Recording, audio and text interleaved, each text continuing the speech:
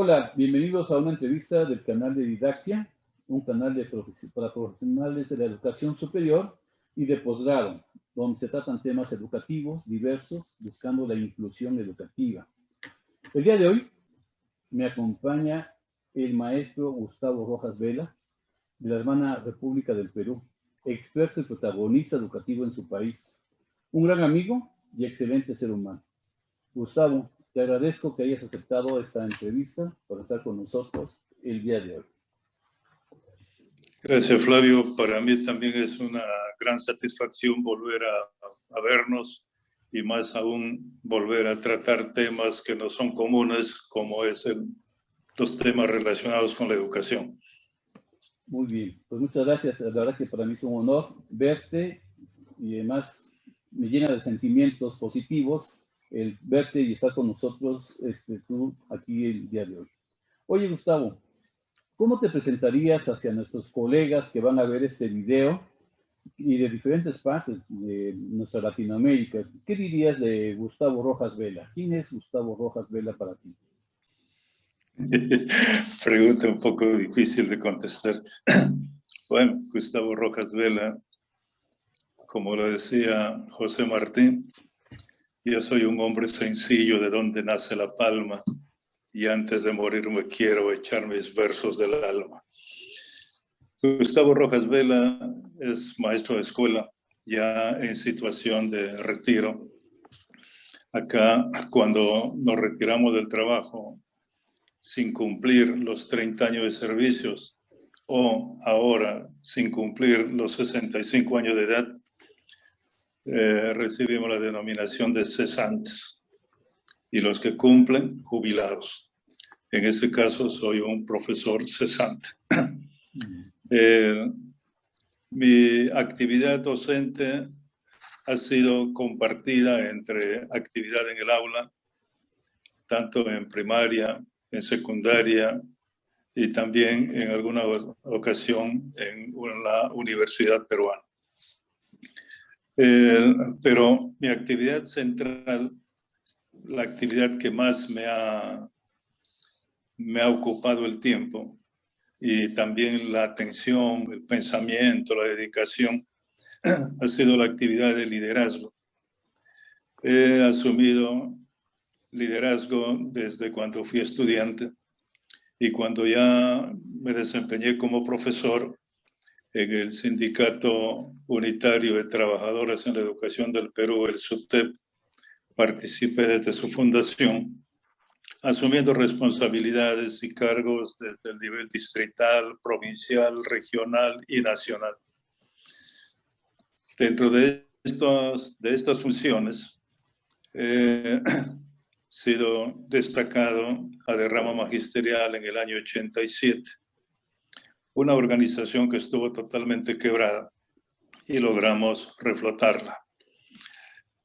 En esa ocasión, como parte del reflotamiento, publicamos la revista Palabra de Maestro, una revista que ha servido como un elemento orientador para los profesores. Cuando ya salí de rama, porque en esta organización solamente pueden estar los profesores en actividad, bueno, yo ya pasé al retiro y 5 años después fundamos EDUCAP, una asociación educativa que tiene presencia y vigencia en el país y también en algunos países vecinos de Latinoamérica. Y gracias a EDUCAP es que tuve la oportunidad de compartir con Flavio actividades acá en el Perú, en Cajamarca, en Lambayeque, en Lima y bueno. Entonces, en EDUCAP organizamos seminarios internacionales y también hemos publicado en forma ininterrumpida 39 ediciones de la revista Docencia. Docencia ha sido una revista que, mientras que ha sido elaborada pensando en los maestros de educación básica, sin embargo, sus lectores han sido principalmente profesores universitarios. También en docencia hemos tenido la oportunidad de publicar artículos tuyos y de otros compañeros latinoamericanos. Bueno, ese es Gustavo Rojas en líneas muy generales. Bueno, y te faltó lo de la Escuela Pedagógica Latinoamericana, EPLA, ¿verdad? Y todo lo que has promovido en congresos, eventos diferentes para los docentes de diferentes partes de Perú. Que justamente la Escuela Pedagógica Latinoamericana es una creación que desarrollamos en EDUCAP. Y a través de la Escuela Pedagógica Latinoamericana desarrollamos 2 seminarios internacionales. Pero también hemos creado el Fondo Editorial EDUCAP. Y a través del Fondo Editorial publicamos también muchos libros de autores peruanos, latinoamericanos y de otros continentes. Entre ellos, el libro tuyo de técnicas de estudio, que ha sido muy bien acogido por los maestros del país. Además, hemos registrado en Indecopi, el organismo que registra las patentes acá en el Perú es Indecopi. Hemos registrado en Indecopi la Universidad Libre del Adulto Mayor, una iniciativa que no hemos logrado desarrollar. Esperamos que en algún otro momento podamos reiniciar estas actividades. Oye, está muy bien esa idea, ¿eh? Y cuenta conmigo porque tengo algún material de gerontología que todavía no estreno y que es una propuesta personal, obviamente después de revisar a diferentes autores, creo la mía, y me gustaría hacértelo llegar en algún momento para ver qué pueda servir a esta universidad que me estás mencionando. Que se me hace muy el problema, esta Universidad Libre del Adulto Mayor es una iniciativa que surge tras constatar que los profesores peruanos fundamentalmente se dedican a los reclamos, a los pliegos de reclamos de los que están en actividad y bueno, y de paso también con los jubilados. Pero los jubilados cada vez van avanzando en edad y van perdiendo algunas facultades físicas.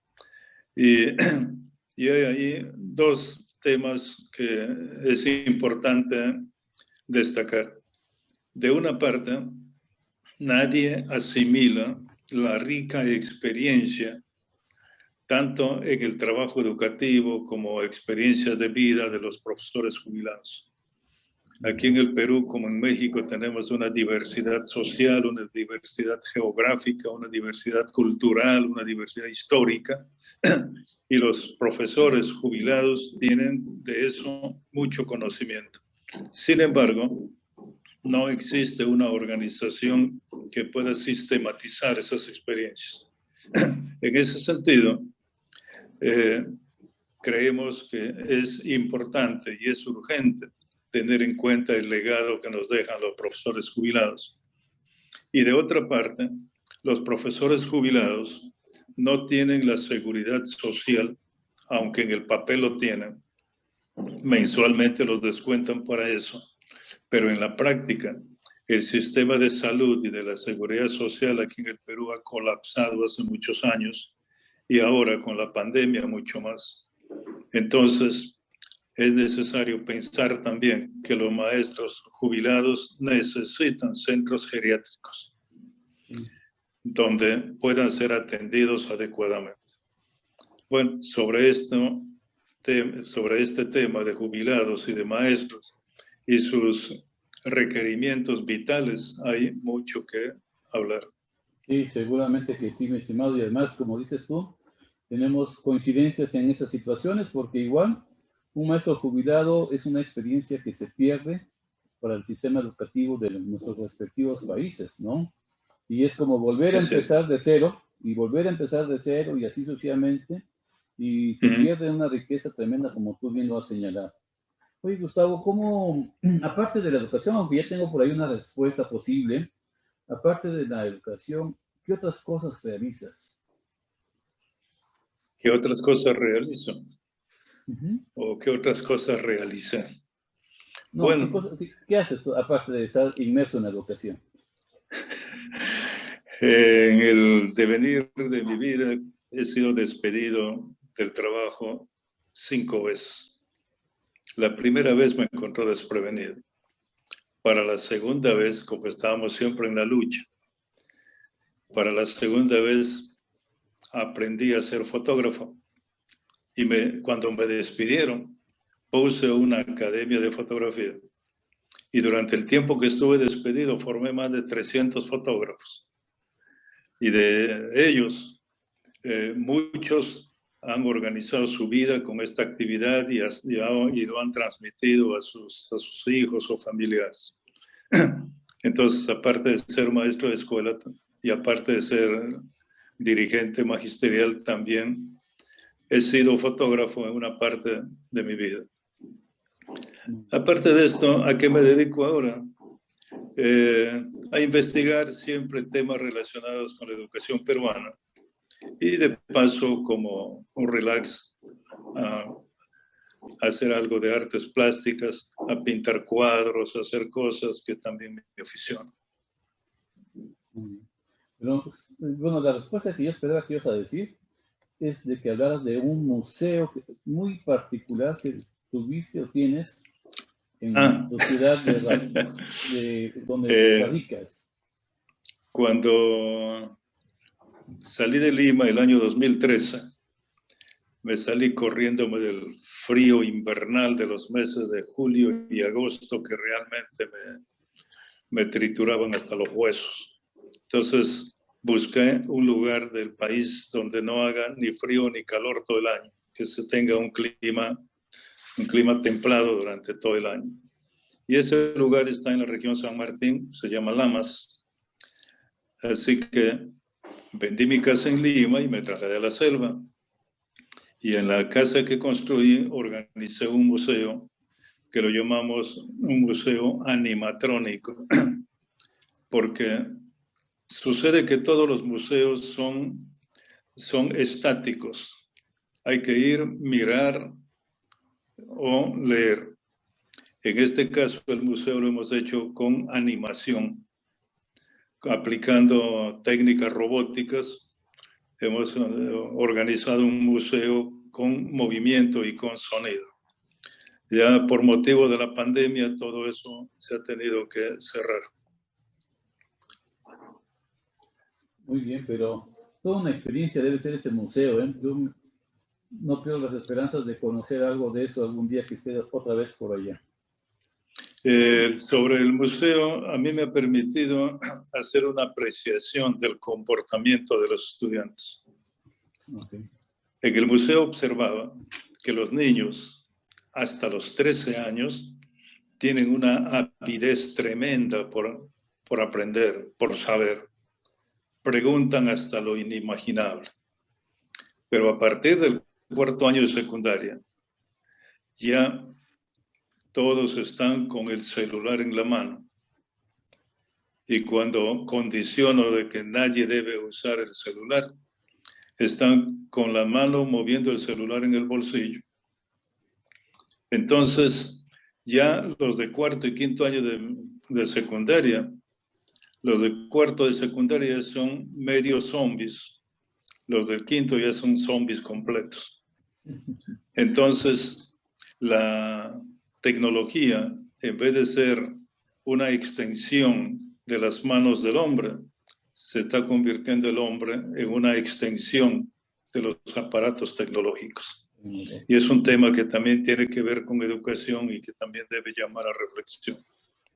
Sí, definitivamente. Hoy, ¿de qué edad estamos hablando de esos jóvenes de 4º y 5º año de secundaria? ¿Cómo? ¿De qué edad más o menos están esos jóvenes de 4º y 5º año? Entre 15, 16 y 17 años. Ok. Para nosotros sería un nivel de educación media superior o preuniversitario, como le llaman en otros países. Muy bien. Ya nos queda más claro. Ahí hay un tema que tiene que ver ya con la estructura educativa.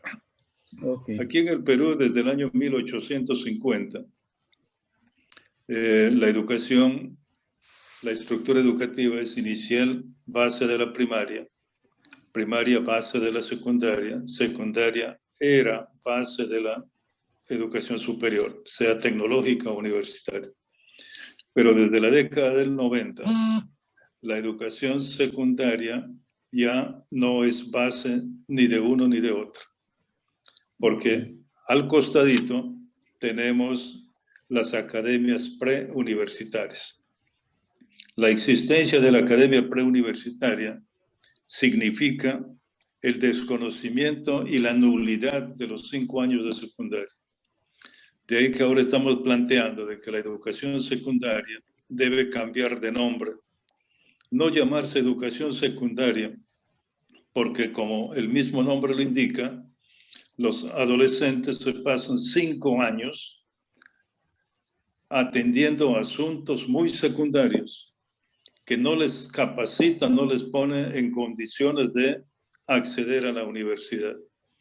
El planteamiento que estamos haciendo ahora es que esta etapa de educación secundaria acá, que me parece en México lo llaman bachillerato o algo así, sí. Acá debería llamarse educación intermedia, porque debe intermediar entre la primaria y la universidad. Y con esto se desactivan las academias preuniversitarias, que básicamente son organizaciones hechas para negociar, no para formar, no para educar. Ok.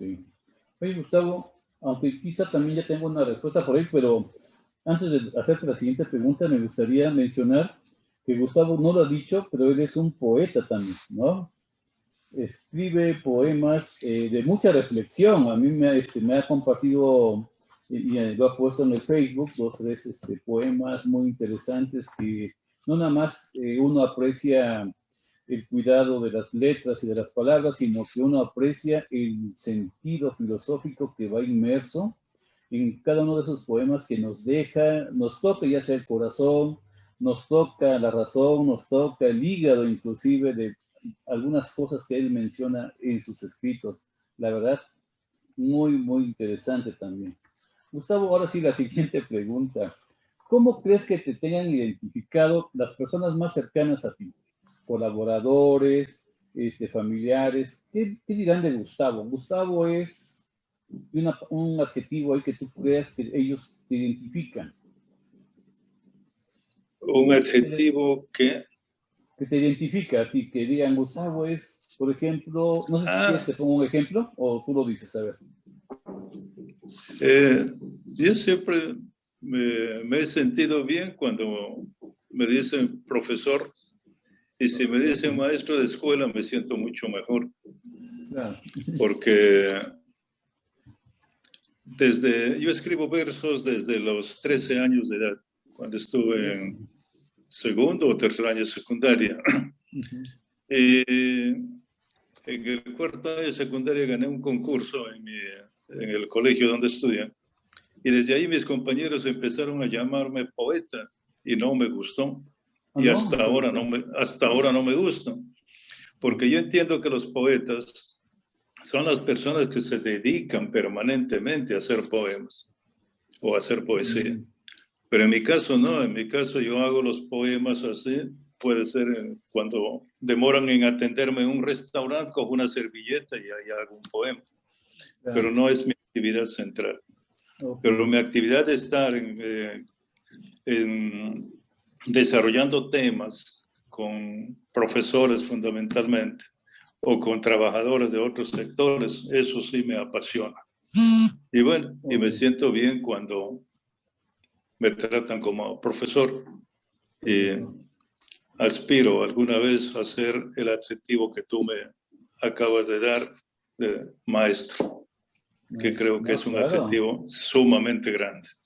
No, déjame decirte que desde mi punto de vista muy particular, te quedas chico, eres más que eso. Eres un maestro de formadores, así que por ahí lo vamos a dejar. Fíjate que a mí me pasa algo muy similar con lo que tú acabas de decir. A pesar de que ya he escrito 27 libros, Gustavo, muy poca gente me dice escritor. Y cuando dicen escritor, yo ni siquiera volteo porque no me identifico con ese rol. O sea, también más o menos la idea, ¿no? no es mi actividad principal, es una consecuencia de mis actividades que es la docencia, etcétera, etcétera, ¿no? Coincido contigo en ese punto bastante. Y bueno, Gustavo, ahora, ¿cómo viste con eso de la pandemia, porque hace rato mencionaste esa palabra, con eso de la pandemia, cómo viste esa transición de lo presencial a lo virtual en tu país? ¿Cómo crees que sucedió? ¿Fue Eh, pertinente?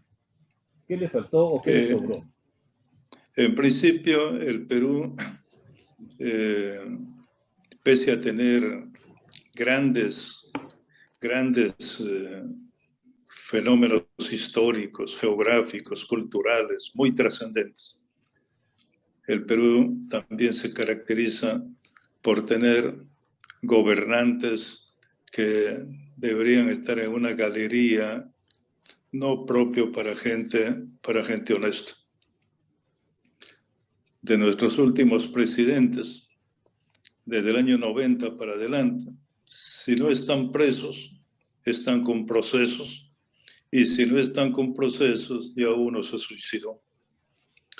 Entonces, cuando tenemos la presencia inesperada de la pandemia, encuentra el sistema de salud totalmente colapsado. No de un año ni de 2 años, de décadas, donde la corrupción campea en sumo grado. Pero la corrupción no es un fenómeno que solamente afecta a la salud, afecta a todos los niveles y las esferas del Estado.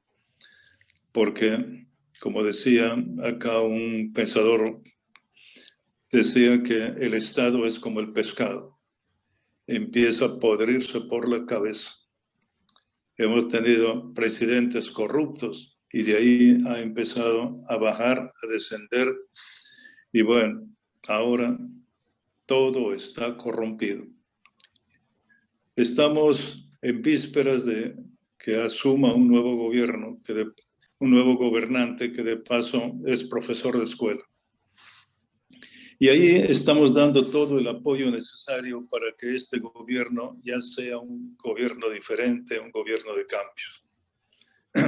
De modo que la pandemia sea un asunto que se trate con rigor científico, no con exigencias comerciales. Porque acá un presidente, aquí en el año 2020 hemos tenido hasta 4 presidentes. Tenemos un caso único en el mundo que tuvimos un presidente de 5 días. Y además, los presidentes tienen sueldo vitalicio. Un presidente de 5 días ya tiene sueldo de presidente para toda la vida.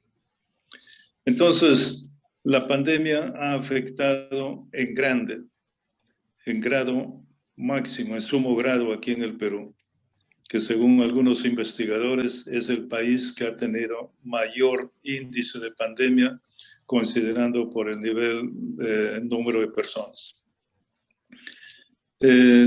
Ya estamos en una etapa de bajada, aunque algunos dicen que viene una tercera ola más mortífera que la primera y la segunda. ¿Cómo ha respondido el Ministerio de Educación a la pandemia? En el Perú tenemos zonas rurales, fundamentalmente de sierra y de selva, donde no llega la señal de Internet. En algunos lugares no llegan ni las ondas radiales.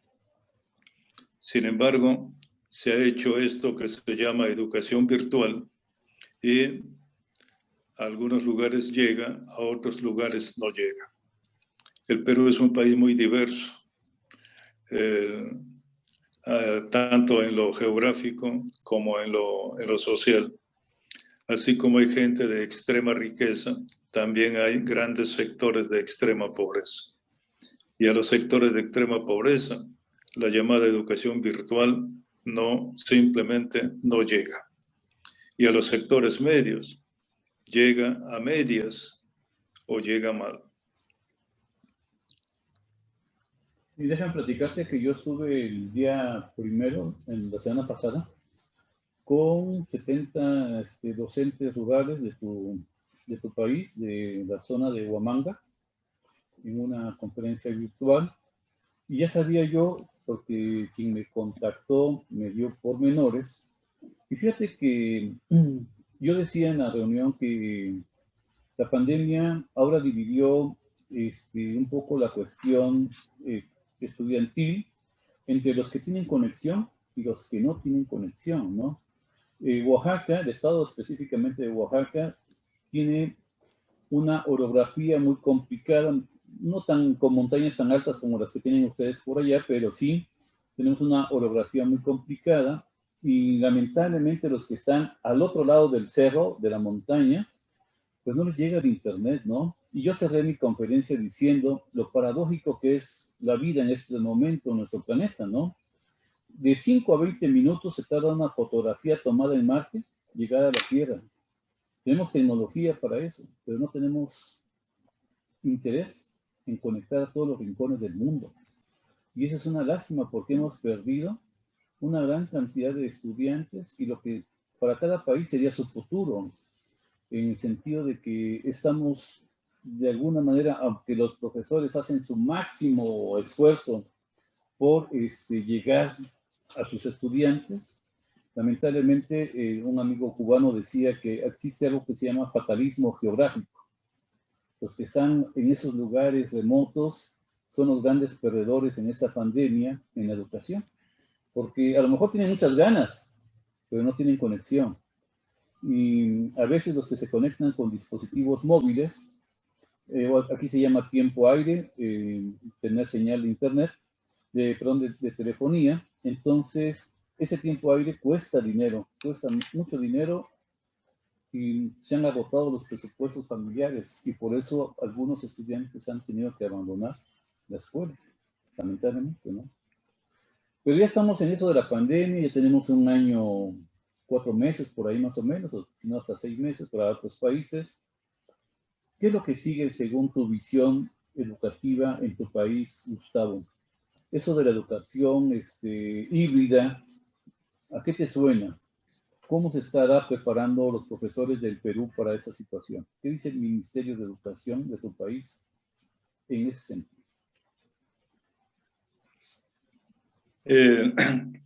Yo pienso, como muchos, que la educación tiene propósitos. Los grupos de poder educan para perennizarse en el poder. Eso dentro de un marco muy general. Y los sectores medios y los sectores populares educan para tener mejores oportunidades de vida, mejores oportunidades de trabajo.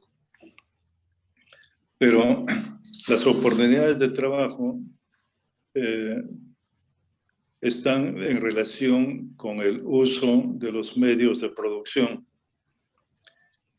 Ahora que todo se está tecnificando, cada vez hay menos requerimiento de trabajadores.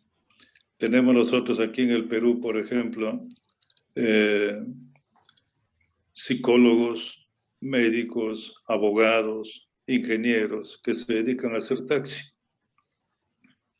¿Por qué? Porque las oportunidades de trabajo son cada vez más escasas. Entonces, ante eso, también tenemos que pensar, reflexionar y ver qué orientación va a tener la educación. Si va a seguir pensándose en que la educación es para buscar trabajo una vez logrado el título, o la educación va a servir para que las personas que logran especializarse en algo en la universidad o en el instituto tecnológico tengan que desarrollar sus propias iniciativas y generar su propio trabajo. Porque en el siglo XIX y en el siglo XX, un profesional con título ya tenía el trabajo asegurado.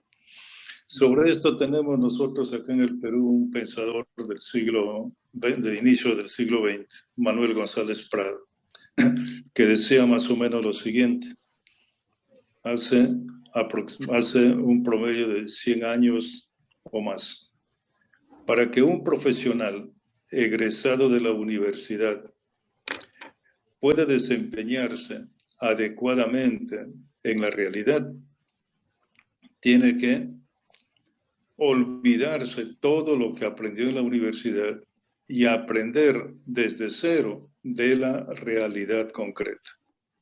Es decir, es la realidad social la que determina ya el qué hacer del profesional.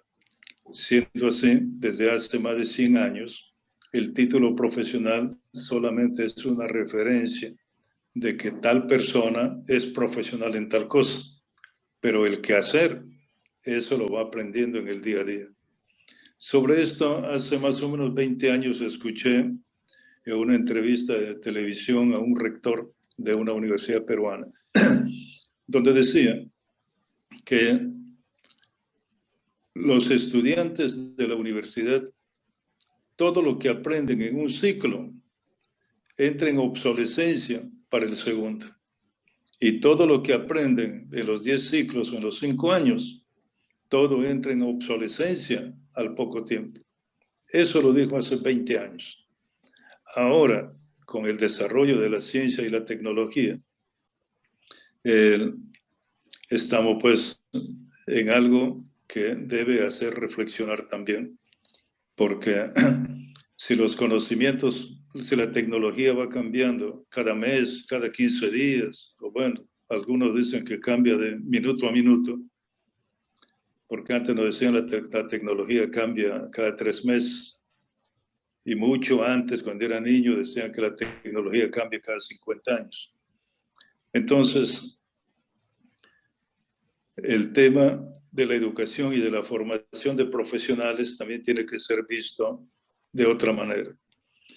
Aquí en el Perú mucho hablamos de las TIC, la tecnología, de la informática y la comunicación, así es, ¿no? Así es. Bien. De la información. Pero hay personas que pensamos que de las TIC hay que pasar a las TAC, a la tecnología del aprendizaje y el conocimiento. Porque no solamente la tecnología está constituida por instrumentos, pero los instrumentos funcionan de acuerdo a cómo lo maneja el instrumentador. Por lo tanto, el instrumentador no solamente debe tener TICs, sino también debe tener TAC. Excelente. Oye, Gustavo, pues ya vamos a ir cerrando la parte de la entrevista y me gustaría hacerte nada más 3 preguntitas muy sencillas. La primera sería, ¿cuál ha sido tu mayor logro en la educación, en cualquiera de tus roles que has tenido? ¿Cuál podría ser si alguien estuviera junto a ti y te dijera, oye, Gustavo, ¿cuál es esto? ¿Qué le contestarías? A ver, vamos a separar en 2 partes. Okay. Cuando trabajé en el aula, yo fui director de una escuela rural, primero a 4.000 metros de altura, y luego fui trasladado a otra escuela rural a 3.000 metros de altura. Lugares bastante inhóspitos.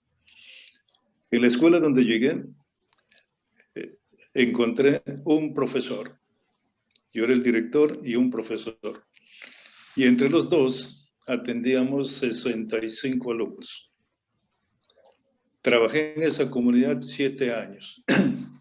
En los 7 años, el local escolar nos quedó pequeño. Tuvimos que construir con el trabajo de los padres, trabajo voluntario de los padres de familia, construir otro local escolar con aulas ya más amplias, con aulas como exigía el Ministerio de Educación. Entonces, esta escuela llegó a llamar la atención en toda la zona. Y además en esta pequeña escuela, en esta escuela en crecimiento, editamos un boletín que los campesinos lo llamaban una revista. Y decían, la única escuela que tiene su revista es nuestra escuela. Entonces, cuando me retiré, después de 7 años, ya éramos 13 profesores. Y la escuela ya tenía hasta 3er año de educación secundaria. Eso es un logro que lamentablemente se ha perdido cuando yo me ausenté de la escuela. Ahora nuevamente es una escuela de primaria y nuevamente tiene 3 o 4 profesores. Yo lo dejé con 3. Y aquí permíteme contarte una anécdota. En una ocasión, un día domingo, me visitaron, primero aparecieron 3 profesores, después llegaron 2, a los minutos 3, 4 más, y al final estaban 15 o 16 profesores. Yo me sentí muy contento de saber que los profesores vecinos me visitaban, pero a la vez noté que tenían el rostro adusto, serio, duros, como que algo no estaba bien. Entonces no sentí la visita como una visita fraterna, ¿no? Sino sentí que algo se traía, pero dije, bueno, de repente son mis subjetividades. Les hice pasar al local escolar y ya cuando estábamos ahí reunidos, uno de ellos rompió el silencio y me dijo, bueno, les di la bienvenida, ¿no? Les expresé mi alegría, mi satisfacción de recibirlos.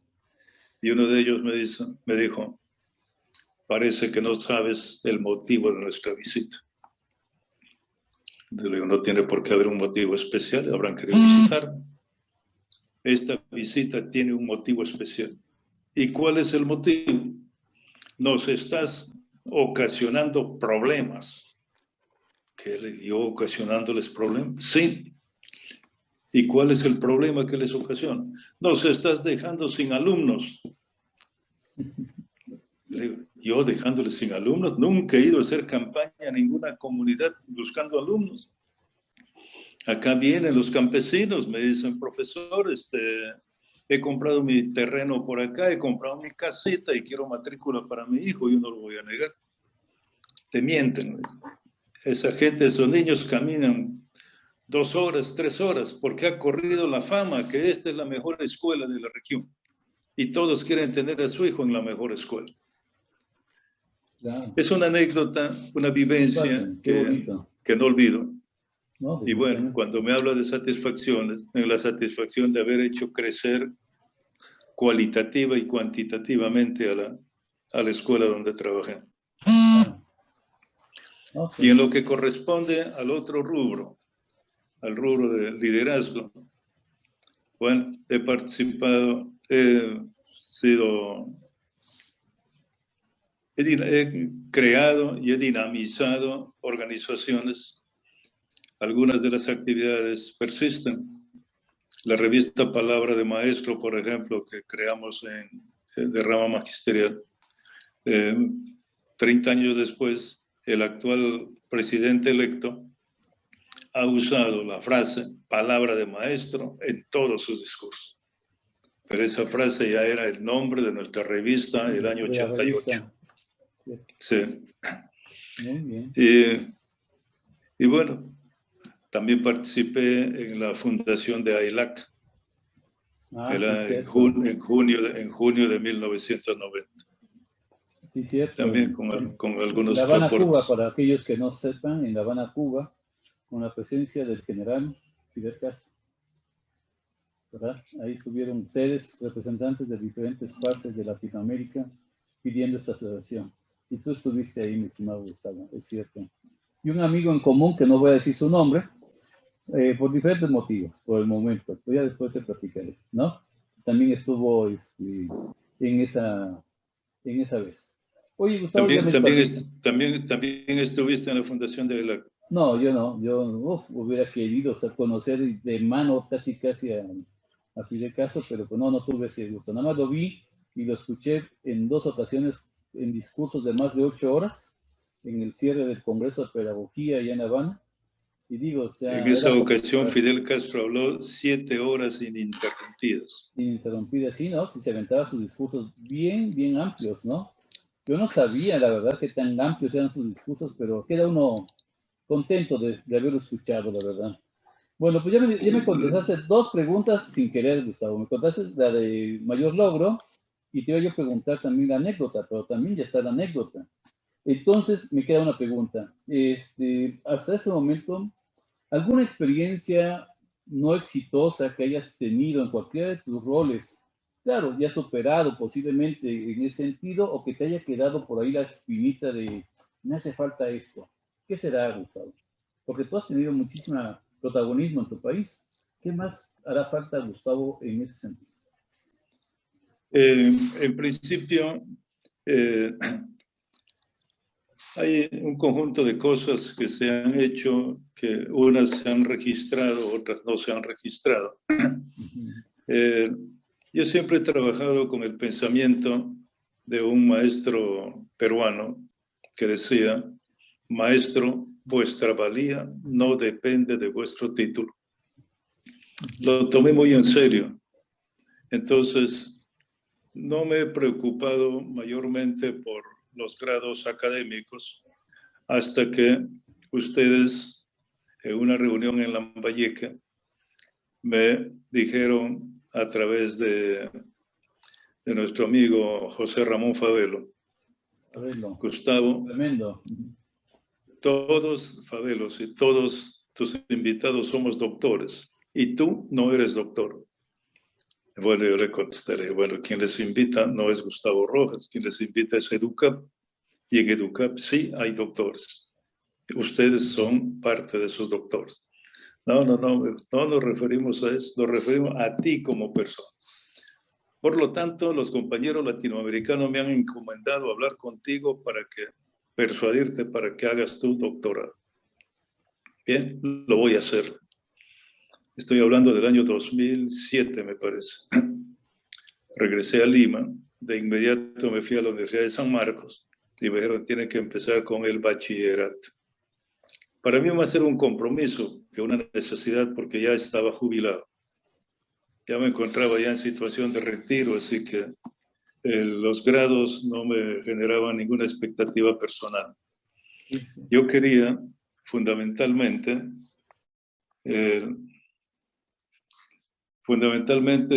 satisfacer la petición de un grupo de amigos muy distinguidos. Entonces, 2 años me pasé en el bachillerato y logré el bachillerato. Me dijeron, su título, su grado de bachiller está en tal oficina y tiene que recoger. Hasta ahora no lo recojo. ¿Por qué? Porque recogerlo implicaba seguir el otro nivel, que es la maestría. Y cuando pregunté quiénes van a ser mis profesores en la maestría, me dijeron, van a ser los mismos del bachillerato y de 2 o 3 que van a cambiar. Entonces mi reacción fue, si van a ser los mismos, no tengo nada que hacer acá. Así que decidí no continuar. Y más bien me dedico a hacer investigaciones de manera personal y con algunos amigos que también les interesa el tema de la educación. Un momentito. Sí. Que me anuncia que se descarga la batería. Sí, Gustavo, pero algo que no considero, con todo el respeto que me merecen mis amigos cubanos, doctores, entre ellos Favelo, es de que hay personas que son más que tener un grado académico. O sea, creo que esa parte de apreciación en cuestión del grado y creo que muchos que tenemos un grado académico, por ejemplo, de doctor, no hemos ni siquiera hecho la mitad de lo que tú has hecho, mi estimado, ¿no? Y además, creo que obtener un grado nos mete en otra dinámica y nos aleja a veces de lo interesante de la vida. ¿Y tú? Con esa cuestión de que, digo, o sea, tienes un título, eres profesor de educación primaria, pero has hecho más por un país completo que muchos que somos doctores que no hemos hecho, como decía yo, ni la mitad. Así que esa parte creo que no considero. Hay doctores, hay maestros de vida, y tú eres uno de ellos, mi estimado, ¿no? Es bien importante esa parte. Pero bueno, oye, Gustavo, el tema que nos reúne es sobre la crisis de la educación peruana.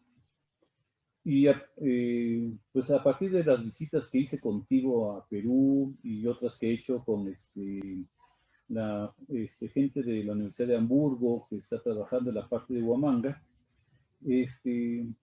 ha crecido mi afecto por tu país, y no necesariamente por la Inca Kola nada más, ¿no? Sino también por los seres humanos que yo veo con una gran avidez de aprender y seguir aprendiendo. ¿Qué pasa en Perú con eso de la educación? Bien, la educación en el Perú se encuentra en crisis desde siempre. Todo el siglo XX, la educación peruana ha estado en crisis. Ya José Carlos Mariátegui, Manuel González Prada, entre otros, al principio del siglo ya hablaban de la crisis de la educación peruana.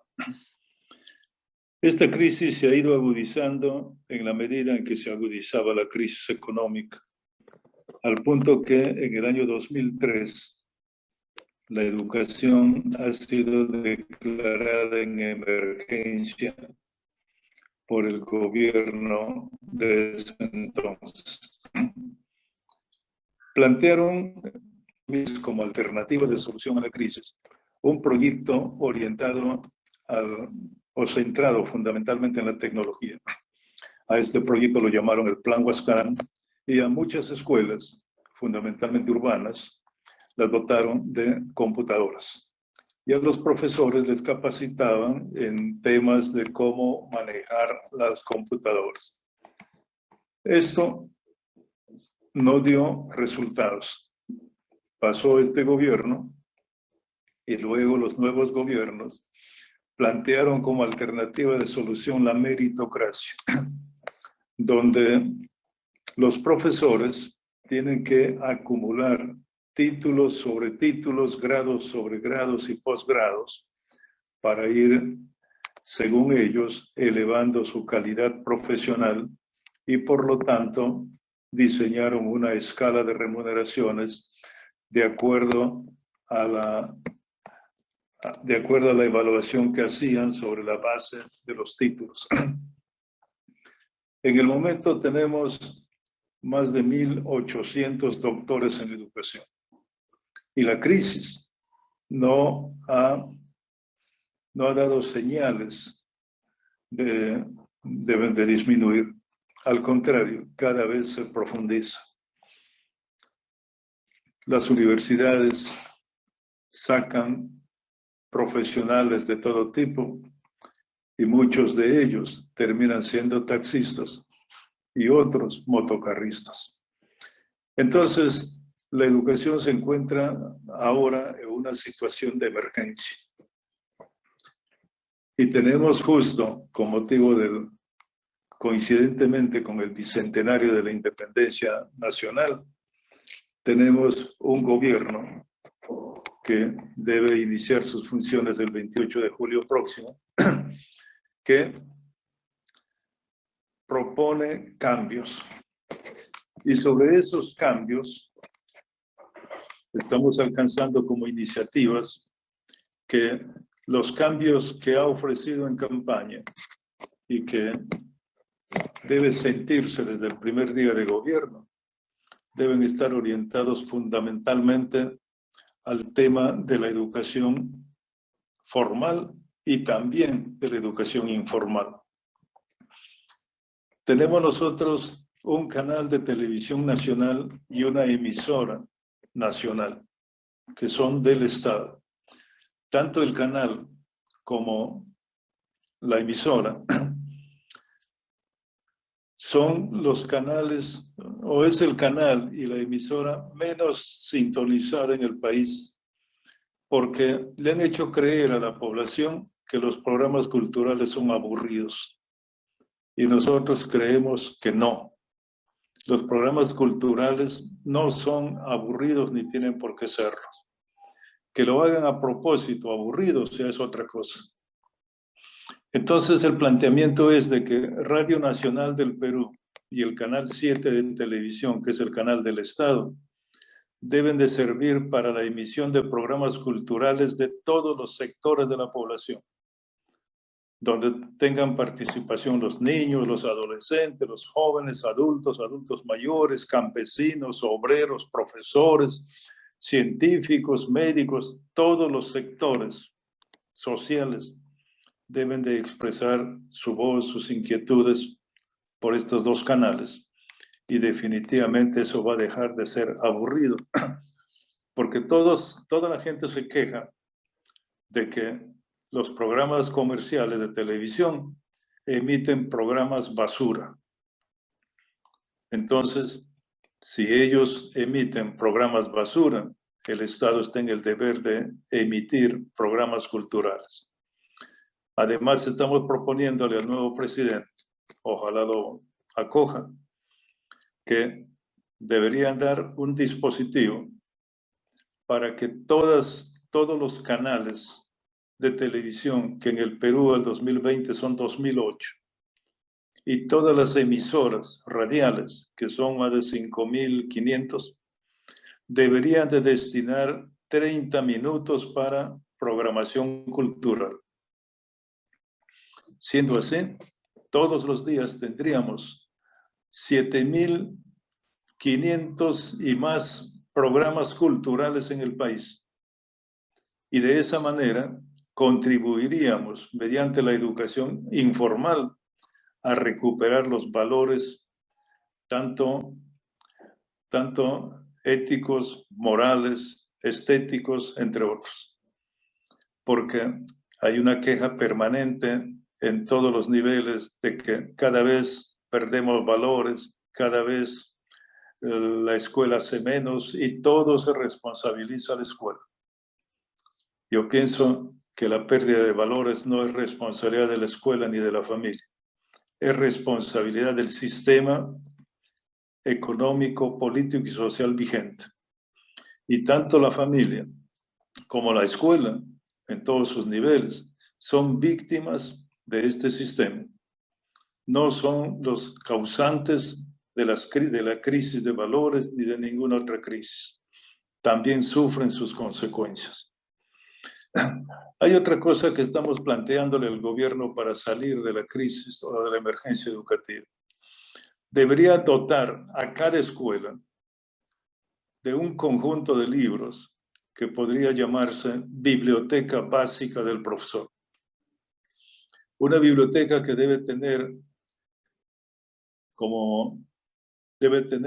fundamentalmente libros relacionados con filosofía, diccionarios filosóficos, diccionarios de ciencias de la educación, libros sobre valores, libros sobre desarrollo humano y naturalmente sobre las ciencias vinculadas directamente con la educación.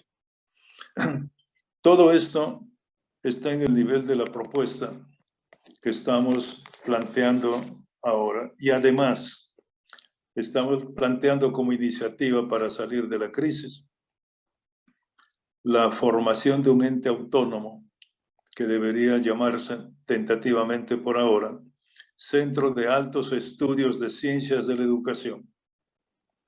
Los militares en el Perú tienen el Centro de Altos Estudios Militares y los educadores también necesitan de un centro de altos estudios sobre temas de ciencias de la educación. De ese modo, no habrá excusas para decir que los maestros no leen. No habrá excusas para decir que los maestros son capacitados y bueno, y nada sucede. Son capacitados en temas de moda y luego son evaluados en temas con otra moda. De esa manera no podemos avanzar. Pero si ponemos ahí un centro de altos estudios de ciencias de la educación y en cada escuela ponemos una biblioteca básica del profesor, los profesores tendrán ya otra manera de responder a los problemas educativos y sociales del país.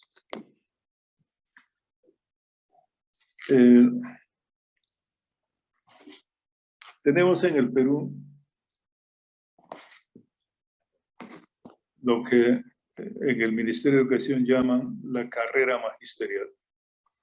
Y la carrera, como ya lo dije hace un momento, permite ascensos de acuerdo a títulos y grados.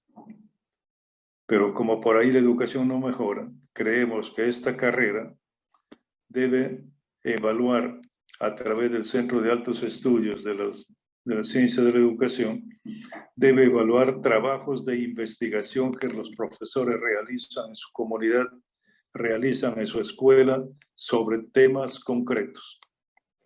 De esta manera, quien más investiga tendrá un nivel superior. Porque hay un dicho, hay un pensamiento que lo repetíamos mucho en la década del 70. Quien no investiga no tiene derecho a hablar. Y además, investigar un problema es resolverlo. Si los profesores no investigan los problemas de su área laboral, de su área de conocimiento, ¿quién lo va a hacer? Esto de seguir recibiendo recetas del Banco Mundial y aplicarlos cuando los ingenieros del Banco Mundial o los economistas del Banco Mundial les parece, no va a ayudarnos a resolver los problemas de la educación en el país.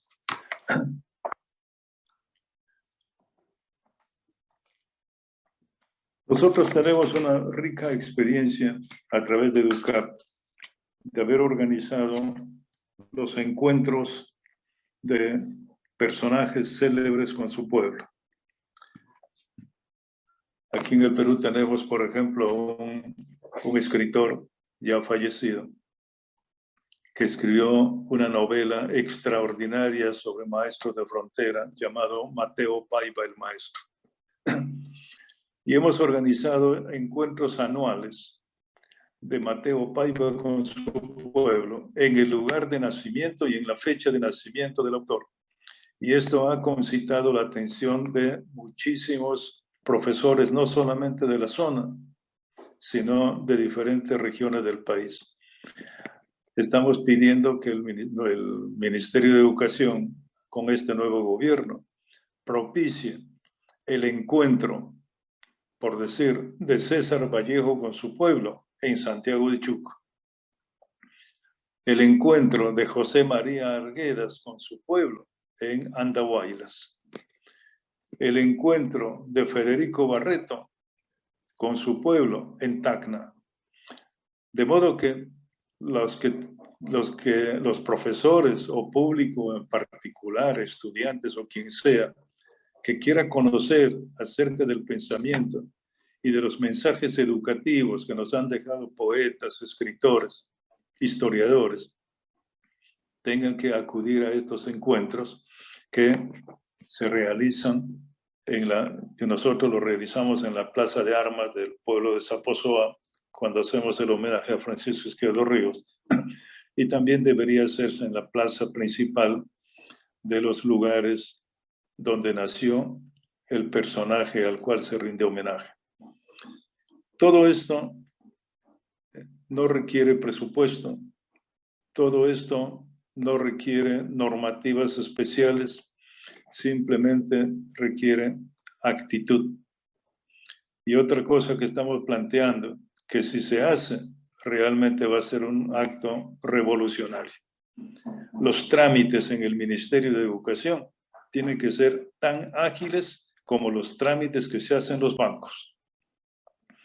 No es ya permisible que con tanta tecnología un expediente en el Ministerio de Educación tenga que demorar 3 o más meses. Ayer en una reunión de trabajo yo les decía a los profesores, por ejemplo, si quiere trasladarse de una provincia a otra usando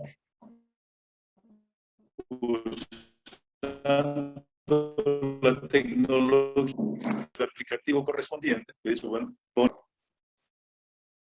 y le dará opciones, ¿no? ¿A qué provincia? Pone provincia tal. Elige la provincia, ahí le saldrán las opciones. Ahí para tales y tales de sitios, o simplemente, si hay vacante, el hace el clic, opción de traslado de inmediato. No se justifica de que para solicitar un traslado de un lugar a otro tenga que pasar meses y sobornar empleados o funcionarios para que salga su resolución. Y así como eso, todo trámite que se haga en el Ministerio de Educación y posteriormente en los demás ministerios deben de ser ágiles.